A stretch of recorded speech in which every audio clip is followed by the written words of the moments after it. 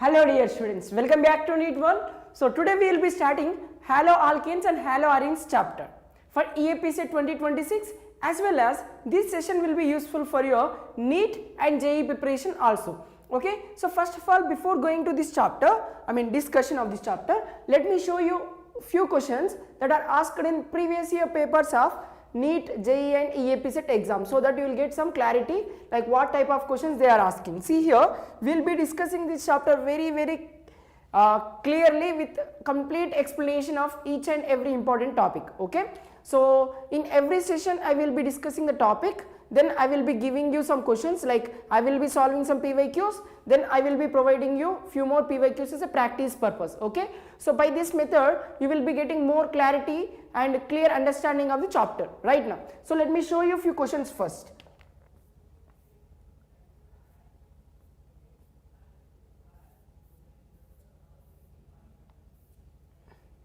Look at this question, what they are asking: Wood's Fittig reaction, a complex X react with, like this they are making a question. So how can you answer? See, you have studied about Wood's reaction, right? Wood's reaction in hydrocarbons, right? So it is again connected with that particular topic, like Wood's Fittig. So it is a coupling reaction, I will explain you, no worries. Okay, and look at this. This is one more question from EAPCET. They are asking about anti-Marconi addition of HBr to this. See, in the last session, sessions, we have covered complete hydrocarbons. We discussed what we discussed. Complete hydrocarbon discussion is over.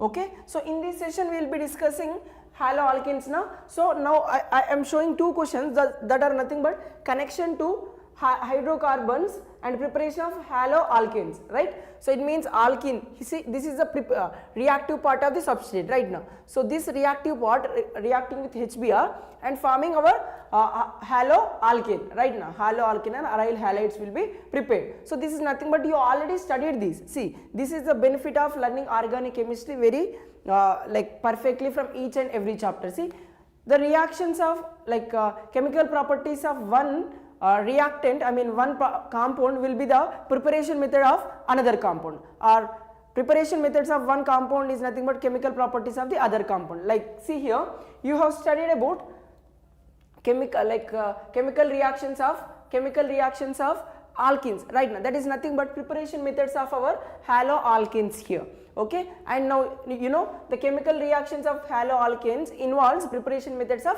alkene. It means you already studied these things in your hydrocarbon chapter itself, most of the things. Okay, so now I will be giving you clear cut understanding on this. This is whatever I told you, that is just to make you feel confident about your understanding of this chapter. See, these are the questions, all these are previous year questions of EAPCET. Just look at here, these are very easy, like within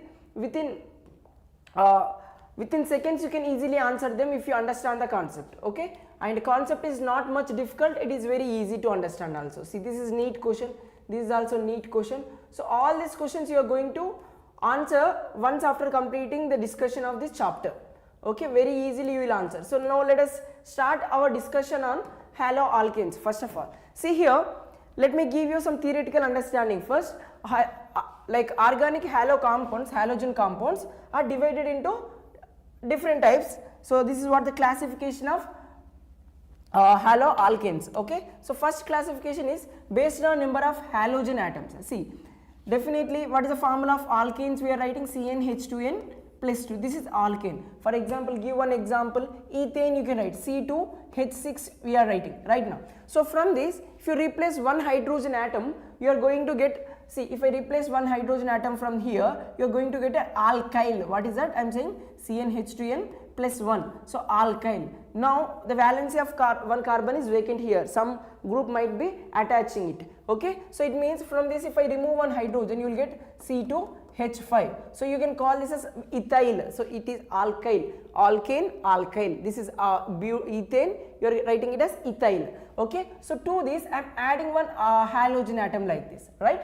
So any of the halogen, chlorine, fluorine, bromine, iodine, like that you can add. So it becomes haloalkane. Okay, what it becomes? Haloalkane. For example, if it is chlorine, chloroethane. What you should call? Chloroethane. So if I replace two hydrogen atoms with halogens, then you can say dihaloalkanes. What is that? Dihaloalkanes. Like that, depending upon number of halogen atoms present on this alkyl chain, so we can write monohaloalkane, then next dihaloalkane, trihaloalkane. Like this is one type of classification depending upon number of halogen atoms present on the given chain. Okay, then next, based on hybridization of carbon atom attached with the halogen. So it means, look at here what I am saying, the compounds containing sp3 carbon that is attached to the halogen. It is very simple. See what I am writing, CH3, CH2, Cl. So this is a halogen now. So for complete discussion, halogen we can indicate with generalized formula as X. X indicates here any halide ion or halide atom here. Okay. So now here one chlorine atom is attached to what? To a carbon which is sp3 hybridized carbon, which is sp3 hybridized carbon. So you can call them as alkyl halides or haloalkanes. Okay. Then next, same thing what I am writing, just look at here, CH2 group and Cl here, this is fine, but adjacent to this you are writing CH double bond CH2. So what is this? So this carbon here, if you observe this one, this is called alkenes carbon. Now this is alkenes carbon, but chlorine attached to a sp3 hybridized alkane carbon. So how it is? So this system, this complete system, whatever I have written, that is called allylic system. What I am saying? Allylic system. So it means halogen atom attached to a sp3 hybridized carbon which is directly attached to sp2 hybridized carbons like alkenes carbon, then you can say that system as allylic system. Now why we are specifically mentioning that allylic systems here? Because the chemical reactions depends on what type of system it is. Halogen attached halogen attached to which type of carbon, it depends on the thing. See here, out of these two we can say chemical reactivity will be more for this allylic chloride. Why it will be? Yes, so that depends upon the stability of this carbon, which is this carbon which is formed as a carbocation after removing this chloride ion. It means the chemical reactions depends upon the halogen atom on which carbon it is attached, whether it is directly attached to the normal sp3 carbon, whether it is attached to allylic type of sp3 carbon, or whether it is attached to only sp2 carbon directly. See, if it is attaching like this, see what I am writing here, C double bond C H, here 2, here chlorine. So how it is? See the chloride ion here now attached to chloride ion here, chloride is attached to carbon which is sp2 hybridizer right now. So now they will ask what is the reactivity of this allylic and this one. So this, whenever chlorine is attached to sp2 hybridized carbon of this alkene, you can call it as a vinyl. What I am saying? Vinyl halides, vinyl chloride here, vinyl chloride. Like this we need to call. Okay. Now between vinyl halides and allyl halides, which is more reactive, they will ask. So how can you answer this? See, between vinyl halide and allyl halide, which is more reactive, they will ask. So how do you answer these? See, halogen atom if we remove from here, we know carbon is less electronegative than chlorine, so chloride ion comes out. Whenever chloride ion is coming out, what is the charge creating on the carbon? So here you are creating a positive charge. But here if I remove this chlorine, so chlorine won't comes out. Why it won't comes out? Just look at here, the chlorine lone pair electrons are in conjugative position with the adjacent carbon. See, lone pair, sigma bond and pi bond. So it means there is a conjugation like this. So due to the conjugation, the chlorine atom here will get a partial double bond character. So due to partial double bond character, so the chlorine atom is strongly binding to this carbon. So it means it won't comes out. Therefore, chemical reactivity of vinyl halides is less than allyl halides. So this is how you can able to understand the concept. That's why it is very important to understand what is vinylic system, what is allylic system, what is benzylic system, what is arylic system. Okay, all these things are very, very important. Next, is this clear now? So now on benzene ring, for example, look at here. On benzene ring, if I attach directly chlorine like any halogen atom, so this is called aryl halides. What I am saying? Aryl halide. Here chlorine, aryl chloride you can say. Or on benzene ring, if CH2 group is present, so on benzene ring, the adjacent carbon is there, na, this directly attached carbon. So this carbon position is called benzylic position. What is that? Benzylic carbon. This carbon is called benzylic carbon. And now if any chlorine atom is attached, you can say benzylic chloride. What is that? Benzyl chloride. So you can say benzyl chloride. So now again they will ask benzyl chloride and aryl chloride are there, na? So out of these two, which is more reactive, they will ask. Which is more reactive towards substitution. Okay, see here, if this chloride ion goes out, always remember the bond will be heterolytic cleavage here. Why? Because halogens are more electronegative than carbon, no? So that's why it is a like heterolytic cleavage. So what do we mean by heterolytic cleavage? The bonded electrons always goes with one atom. So which atom? The one which is more electronegative. So chlorine is more electronegative, no? So the bonded electrons always goes with chlorine atom and forms a chloride. So that you will get CH2, positive charge on the carbon, and chloride ion here. Okay, so this is what the carbocation formed. So now if this chloride atom goes out, what happens, tell me? So it will be forming like this. So this is aryl, like phenyl carbocation, we can say phenyl carbocation. So these phenyl carbocations are highly unstable. What I am saying, they are highly unstable. Okay, again if you observe the halogen atom here, which is attached directly to this phenyl ring, is in conjugation using the lone pair. So whenever it is in conjugation, direct conjugation, so there will be partial double bond character between halogen atom and this ring pi electrons.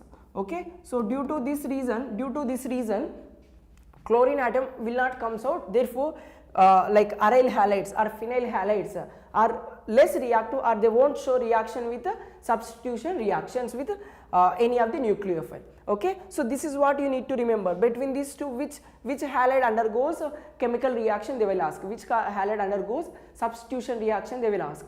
So which is undergoing? Benzylic chlorides only undergoing substitution reaction. So this is how you need to understand the concept by looking at the structure. See, all whatever we discussed till now, this already you have studied. Where you have studied? In GOC part you have studied, like GOC part, stability of carbocations. That thing we have studied now, mesomeric effect applications, inductive effect applications, hyperconjugation of applications we studied now.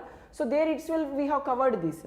Okay, again these are nothing but applications of inductive, mesomeric and hyperconjugations only. Okay, so that is why it is very important to understand GOC part perfectly before starting any of your class 12th organic chemistry. Okay, so if you haven't completed your GOC part, I suggest you to watch my previous sessions on GOC. That I have made multiple sessions on GOC. Even last year I have made, and in this year also I have made for GOC, and perfect explanations are provided. You can watch those sessions if you haven't. Okay, even hydrocarbons are also not completed, so you can go and watch it and make your preparation more effective. Right. So yeah, if you have any doubts, please mention in the chat box.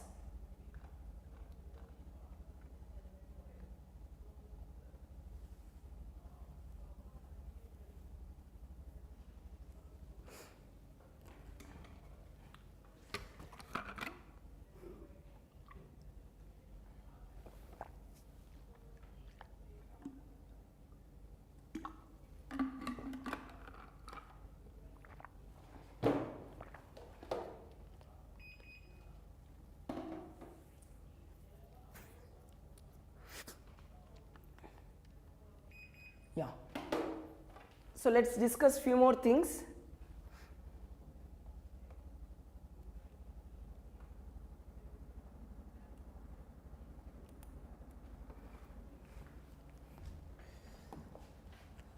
Then next, how do you write the IUPAC nomenclature for this haloalkanes? They will ask. So it is very easy. When it comes to common names, so you should call it as alkyl halide. What is that? Alkyl group first, halide group next. So it means if it is something like 3 carbons are there, you can say propyl bromide. What is that? Propyl bromide. See, like common name is N-propyl bromide. Okay, because it's a straight chain now. Whenever it is a straight chain, you can insert N in the prefix. Okay, N-propyl bromide. Okay, now tell me what about this CH2 C2H5Br. So what you can call, this is ethyl group, so bromide. So ethyl bromide. What is that? Ethyl bromide. Ethyl bromide. Like this you can write normal common names. When it comes to like IUPAC name, you should write it as haloalkanes. How do we write? Haloalkanes. Okay, it means halogen comes first, the next alkanes are next. So for example, I am writing like this, a structure I have mentioned in this way. So now tell me, how many carbons are there here? 1, 2, 3, 4. So butane. So butane now. So what is the halogen attached here? Bromine. So you can say 1 bromo butane. That's it. 1 bromo butane. Okay, this is the IUPAC name of this complex, like this compound. Okay, so now look at here. So 1, 2, 3 carbons are there. So 2 chloropropane. 2 chloropropane is its IUPAC name. When it comes to common name, you can say isopropyl chloride. Okay, here also you can check how many things are there here. 1, 2, 3. So at second position we have methyl. At first position we have chlorine. So 1 chloro 2 methyl propane. So 1 chloro 2 methyl propane is its IUPAC name. When it comes to common name, it will be isobutyl chloride. What is it? Isobutyl chloride. That's it. Okay. So the next nomenclature of aryl halides. So when it is having a phenyl ring, like a benzene ring on it, halogen atom is there, means you can say like whatever the halogen, like halobenzene. What is the common IUPAC name? Halobenzene. Okay, it is bromine now, so bromobenzene. So bromobenzene is IUPAC name. Okay, even common name also bromobenzene only. Okay, so now here when it is having double, like disubstituted, so remember on benzene ring, if any group is there, with respect to that group, the adjacent group is called ortho. Okay, so this 1, 2, 3, 4, 5 I am writing. This is so halogen, like one group is there here, that group position is 1. So the next 2, 3, 4, 5, 6, like this we are numbering. So with respect to first position, because here one group is attached. With respect to that, with respect to the group X here, we can say adjacent positions are there now. 2, 4, 2, 6 are the adjacent position. 2, 6 are adjacent position to this one. So these positions are called ortho positions. What you can call? Ortho positions. Then with respect to one, these 3, 5 positions are there now. 3, 5. So these are called meta. What you can call? Meta. Okay, and that fourth position is there now. This is called para. Okay, you can remember in this way. Okay, so 1, 3, 1, 5 are called meta. So just remember 1, 3, that is nothing but M, meta, you can remember. Okay, fourth para. Okay, second and sixth as ortho, that's it. So this is what position? So this is with respect to this bromine 1, 2, 3. So this is 1, 3 position. Now you can say meta-dibromobenzene. So this will be the common name, meta-dibromo. Small m indicates here meta-dibromobenzene. Okay, when it comes to IUPAC nomenclature, 1, 3 dibromobenzene. 1, 3 dibromobenzene. Okay, now what about this one? 1, 3, 5 tribromobenzene will be the IUPAC name. And how they are arranged? They are at alternate position, symmetrically arranged now. So symmetrical tribromobenzene will be your name for this compound. Okay, remember this.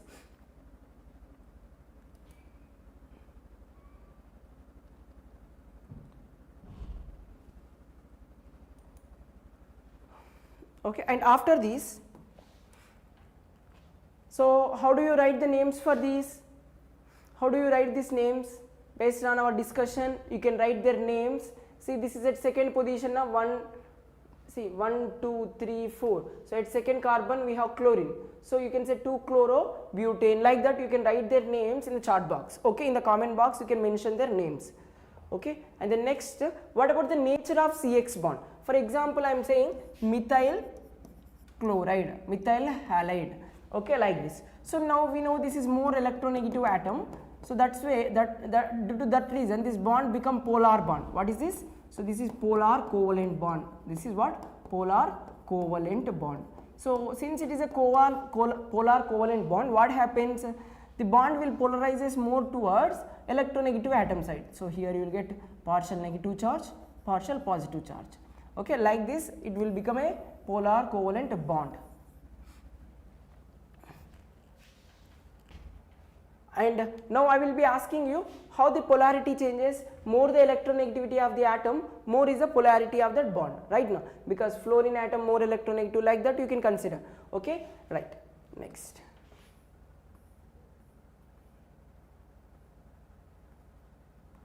These values are again important. So when it comes to dipole moment, how do you calculate dipole moment? See, dipole moment, mu is a dipole moment symbol indicated with charge into distance. Okay, so charge we need to take and distance also we need to take. What do we mean by distance? It is a carbon halogen bond length, you can say carbon halogen bond length here.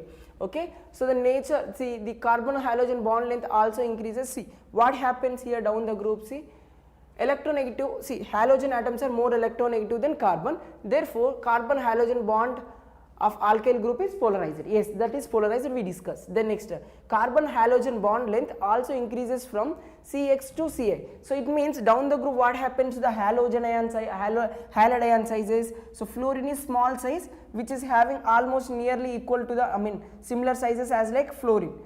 Carbon and fluorine are almost having nearest sizes. But as we go down the group, what happens to halogen ion size?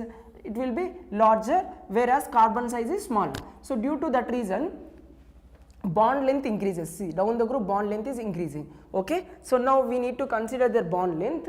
Okay, when you are looking at the bond length, so bond length is increasing down the group. Now we need to also look for their polarity, like charge development right now. So more is the charge, more is the dipole moment, more is the bond length, more is the dipole moment. So considering the both factors, the finalized order will be like this. So dipole moment is more for CCl bond, like CH3 Cl bond.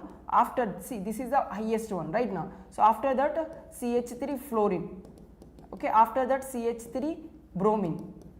Okay, least is for CH3 iodine. So what are the things we are considering? Charge and distance. So that's why finalized order will be methyl chloride first, then next methyl fluoride, next bromide, next iodide. Okay, remember. Now what happens down the group? Bond enthalpy. See, in everything, if this bond length is increasing, here one atom, here one atom, if bond length is increasing, now if bond length is increasing, we can easily break the bond now. So that is what you can remember. Down the group, bond enthalpy decreases. So it means methyl iodide will be having lower bond enthalpy. See, 234 only. It means down the group we can easily break the CX bond right now. So CX bond enthalpy varying in this way. So down the group what happens to their energy or the enthalpy? It is decreasing. So least is for methyl iodide. Remember this value. Okay, remember this order. Okay, then next. So we have solvents. During the chemical reactions, we need to also know about solvents. Okay, for example, they will ask in SN1 reaction, this SN1 reaction is favored by which type of solvent, they will ask, because there are different solvents, like we know generalized one, like polar, non-polar solvents we are saying. Whether this SN1 reaction is more favorable in SN1, SN1 reaction is more favorable in polar or non-polar solvent, they will ask. How you can answer this? Very easy. Look at here. Solvents are liquids that are used to dissolve the other substances. It means during a reaction, substrates will be there. So these two are substrates, let us consider. So they are undergoing chemical reaction, forming some intermediate or transition state and giving us final product. So for this transformation, what type of solvent is preferred? So what type of solvent is preferred for making this transformation? Whether it is polar solvent, non-polar solvent, or what? That is what they are asking. So now look at this. Solvents work on the principle of like dissolves like.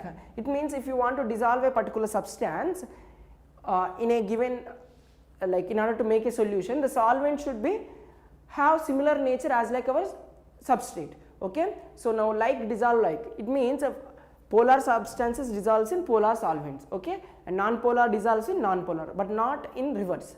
Okay, right. Next, for example, water is a polar and it will be dissolved salts and other polar molecules, but not non-polar molecules like oil. So oil is a non-polar substance now. So that's why when we add it to the water, what happens? We will be seeing two different layers. Okay, one is polar layer, other one is non-polar, like hydrophobic layer like that. Okay, so now how many types we have? One is polar, other one is non-polar.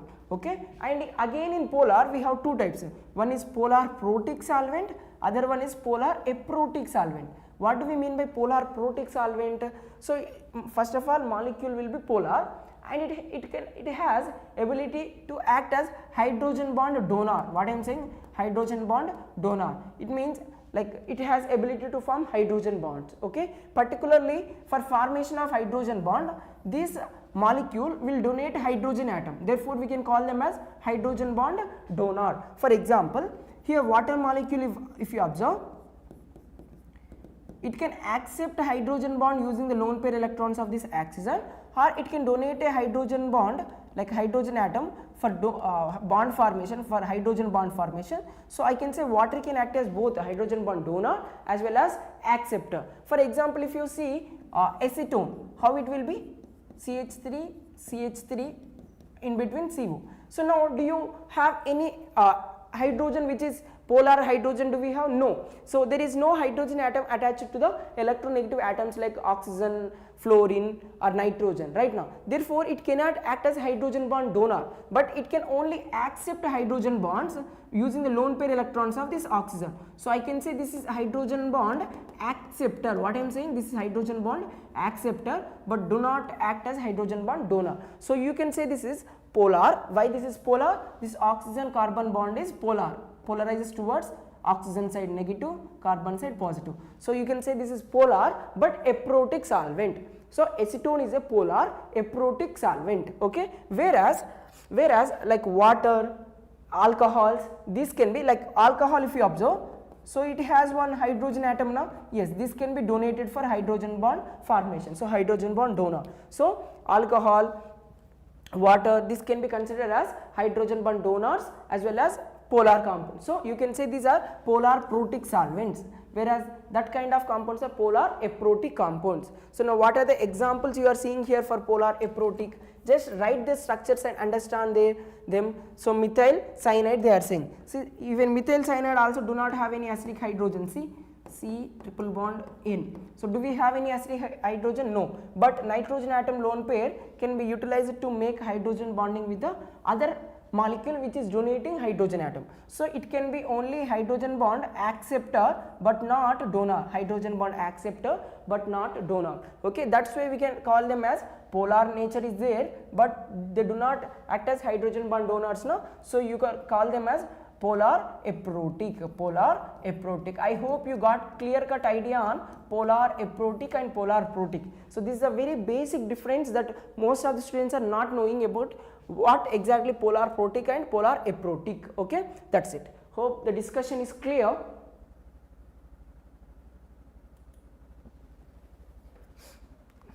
Yes guys, those who are clear with this discussion, please click on the like button.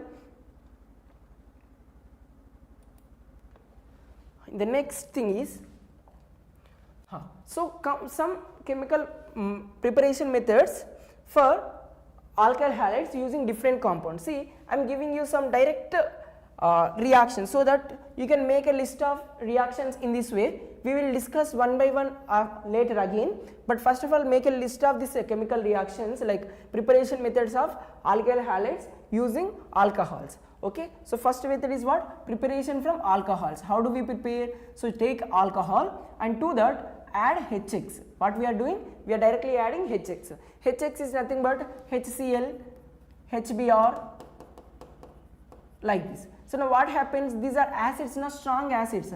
So they will liberate H plus ion that will be taken by OH of this alcohol. Now water molecule goes out like OH and H plus goes out as water. So now alkyl group will get a positive charge. So on that positive charge, this negatively charged halide ion will attacks. Okay, so when it is attacking this, so it will form a RCl type, RX type of bond like RX plus water. So RX plus like orthophosphorus acid is formed. So when it is formed, so when you are treating alcohol with a PX3 type of product, PX3 is nothing but, let us say, PCl3 you are taking. Now what happens? Tell me. So very simple guys, look at here. I am writing PCl3, okay, and alcohol. So how many chlorines are there here? 3 chlorines are there now in PCl3. So all these 3 chlorines all these 3 chlorines are now replaced by these OH groups. Okay, it means they will exchange these OH groups and Cl groups. So for this we have 3 chlorines, you can take 3 alcohols, so that you will get 3 alkyl chlorides like RCls plus PCl3OH3. So in the place of Cl you got OH. So how many OH we have exchanged here? So 3 chlorines are there, in the place of 3 chlorines we got 3 OH. So that POH thrice I am writing. So that is nothing but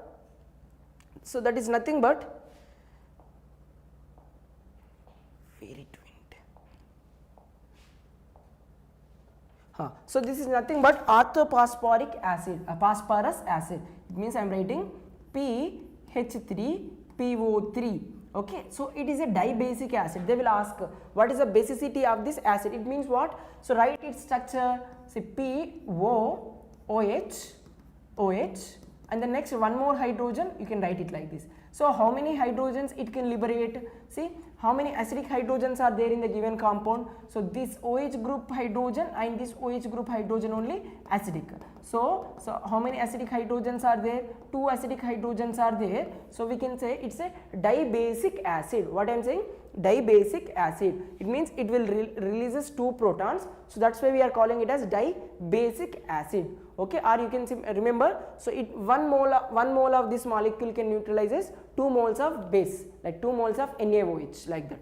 Okay, so that's it. And what about this hydrogen? This is not acidic hydrogen, so we can consider it as a reducing hydrogen. So due to presence of this H on the phosphorus, so it can also show its reducing nature. This is an extra part I wanted to add here as a extra discussion. Okay, right. Then next here you got 3 moles of this alkyl chlorides and orthophosphorus acid is produced. Now PCl5 here you can take. PX5 is nothing but PCl5. So in this PCl5, I hope you remember the structure of PCl5 is trigonal bipyramidal right now. So trigonal bipyramidal like this. This is trigonal bipyramidal. Okay, these 2 chlorines which are in the pyramidal shape, like above one and below one, are called axial bonds. So these 2 chlorine atoms comes out easily upon heating this PCl5. So what happens? It will dissociate like PCl3 and Cl2. It means these 2 chlorine atoms which are axial are weaker bonds. It means easily breaks.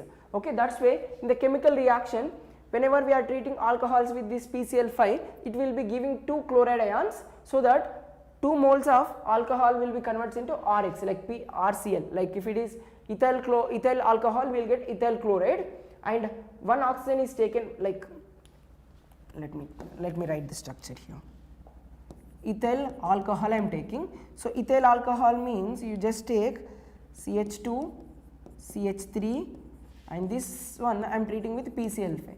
So now what happens? 1 hydrogen, 1 chlorine. Out of this PCl5, it is forming PCl3 plus Cl2 right now. So 1 chlorine here and 1 hydrogen here forms HCl. Okay, this is a gas, it goes out. Then next 1 more chlorine. With this 1 more chlorine will be replaced here in the place of this OH group. You can write CH3, CH2, Cl. So ethyl chloride is formed as a major product, and this oxygen is taken by our chlorine and forms taken by phosphorus and forms POCl3 type of product. That's it. So what is our major product here? Ethyl chloride is formed as a major. Okay, so all this reaction, the above one and this one, follows SN2 mechanism. What mechanism? SN2 mechanism. I will tell you what is SN2 mechanism later when we are discussing it like with mechanism.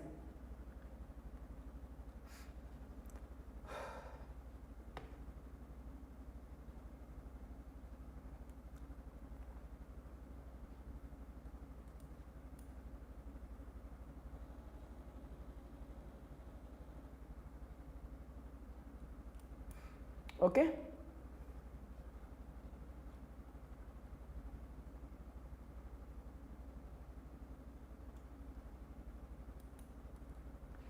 Yes, and after this, these are other 2 important reactions here. Alcohols with the thionyl chloride, with what I am saying, thionyl chloride, SOCl2 is called thionyl chloride. Okay, so now what happens? 1 OH group, just remove this OH group and replace with chlorine. So this is one of the very best method for preparation of alkyl chlorides from alcohols. Okay, so preparation of alkyl chlorides from alcohols using thionyl chloride is a very best method and preferred method for preparation of alkyl chlorides, because the byproducts formed here SO2 and HX like HCl, both of them are gases, goes out easily, so that separation of this product from its byproduct will be very easy, so that we will get our alkyl chloride as a product here which can be easily separable. Okay, next similarly SOCl2 with pyridine. Okay, SOCl2 with pyridine also gives same type of product. Okay, but different mechanisms are followed here. The product formed here will be having retention configuration. What I am saying, retention configuration, but here it will be inversion configuration. Okay, what I am saying here, inversion, there it is retention. Okay, remember these two statements. What do we mean by inversion and retention? So the same configuration as like the same configuration of the product as like reactant, if it is having, then we can say retention configuration. Okay, if configuration is becoming opposite, if R becoming S, S becoming R, that is what inversion of configuration. So that is seen when thionyl chloride in presence of pyridine is treated with alcohol. Okay, right. Then next here, Lucas test, one of the very important question that mostly your EAPCET question falls from this. Okay, so which are the following alcohol more reactive towards Lucas reagent? Okay, like this they will ask, very easy. First of all, what do we mean by Lucas reagent? Concentrated like concentrated HCl plus anhydrous ZnCl2, this mixture is called Lucas reagent. What is this mixture? So concentrated HCl plus anhydrous ZnCl2 is called Lucas reagent. So now what happens with these alcohols with concentrated HCl and anhydrous ZnCl2 converts from alcohols to alkyl chlorides, like RCl type of product is formed. Okay, now what is the reactivity of these alcohols, they will ask. So it will be depends on what type of alkyl group. So if tertiary alkyl group is there, so it will follow, generally it will follow SN1 mechanism. It means H plus ion is added to this OH, comes out as a water. So alkyl group, if it is tertiary, that will be more reactive, because after removing OH group, you are going to get a positive charge on the carbon on this alkyl group. If this alkyl group is tertiary, that will be more stabilized carbocation. So that's why 3 degree, 2 degree and 1 degree alkyl halides. This is a reactivity order, alcohol's reactivity order with a Lucas reagent. So it means which alcohol is separated first. So which alcohol will be separated first? So which alcohols react first? So tertiary alcohols react first, and this will be giving your turbidity of the product within seconds, like 2 to 3 seconds we will get this reaction with tertiary. For this secondary it will require some time like 5 to 10 minutes, and this primary either won't react, or even if it is reacting very slowly, the reaction happens. Okay, right. So this is what you need to remember. So this is the reactivity order. Now let me give you some examples. First of all,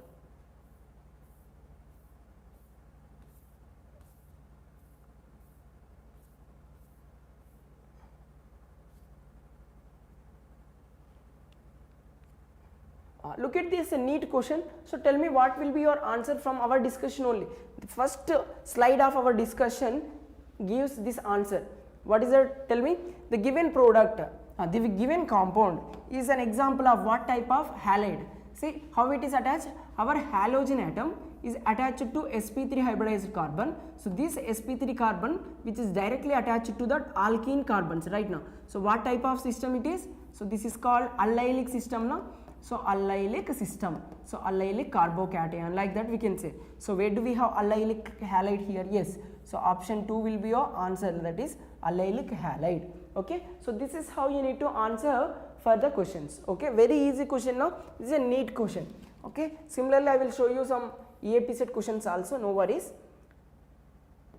Which are the following? See, this is again from EAPCET question. Okay, very easy again.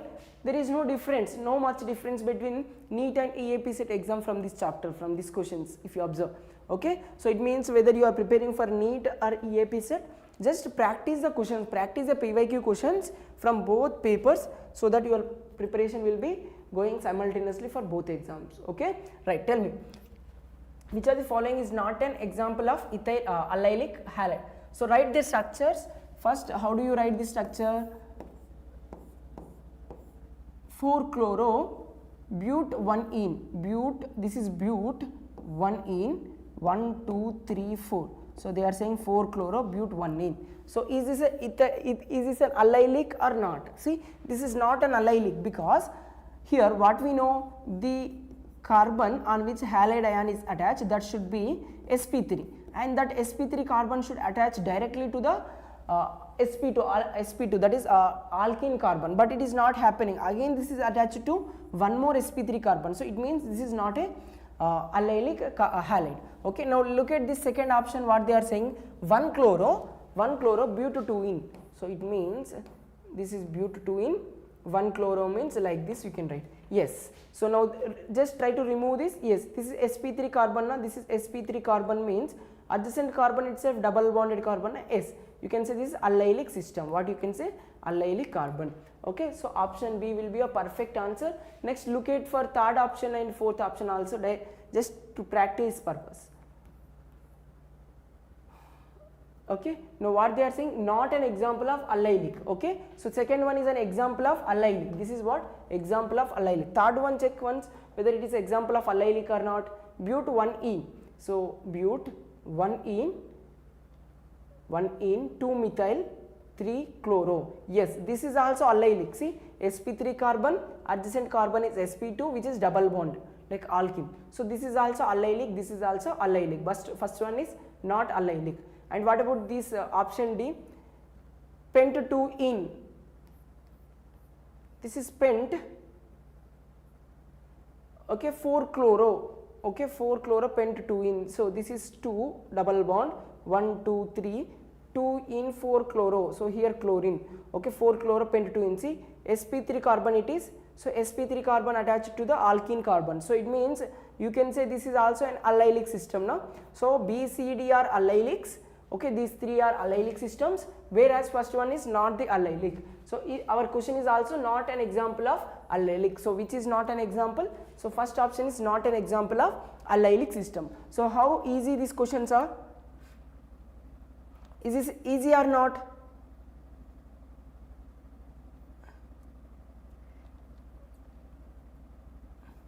So guys, those who are watching, if you are really following the session, if it is really going good, just click on the like button.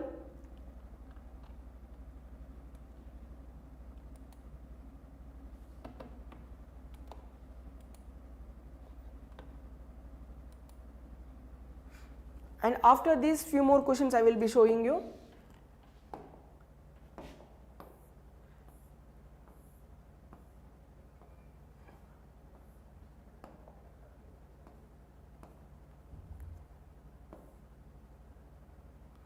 This question you can solve, and this question you can solve because it is from hydrocarbons, that is nothing but preparation of alkyl halides, alkyl bromides from alkenes.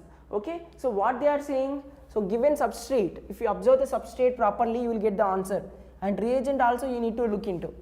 Okay, see the substrate contains double bond here. Okay, here you have a double bond, so this is the reactive site with what? With HBr, but in presence of peroxide. So in presence of peroxide, hydrogen like HBr follows anti-Markovnikov rule addition. Right now, anti-Markovnikov rule, that is nothing but a free radical addition mechanism takes place. So how it will be? So from this bromide ion, hydrogen atom, hydrogen bromide radical and hydrogen radical will be produced. So this bromide radical will be attached to a carbon. Which carbon? So it should be attached to this terminal carbon. More number of hydrogen carbons containing, like more number of hydrogen containing carbon will take bromide, like negative part of the addendum, and the other hydrogen will be taken by less number of hydrogen containing carbon. This is what anti-Markovnikov rule addition. So that you will get a product like this: CH3, CH3, CH, CH2. So where do we need to add bromine? Here you can add bromine, and here you can add hydrogen. That's it. So where do we have this kind of option? Yes, if you observe last answer is this one only. Last fourth option is this one only. So 4 will be your answer for the question. Okay. The next, if you do the same reaction, with HBr in absence of peroxide, what will be your answer?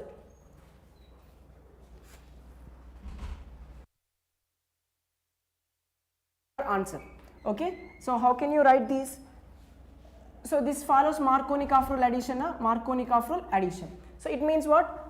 Here there is no rearrangement, but here rearrangement will be taking place. Bromide ion, more negative charge, like positive charge here. So first H plus ion addition, then next rearrangement takes place, and finally gives a rearrangement product. So what will be the structure of that product or IUPAC of that product? Please tell me your answer for this question in the comment box. I hope everyone knows what is Marconi-Kafrul addition, anti-Marconi-Kafrul addition, and how it will be, how HBr is reacting with alkenes. Okay, so if you got the answer, please mention in the chat box. If not, we'll be discussing those in the upcoming session. Okay, I hope this question is clear, and this extra question as homework will be expecting from your side. So please mention your answer in the chat box. So thank you for watching. Stay connected with this NEET World channel. Okay, thank you.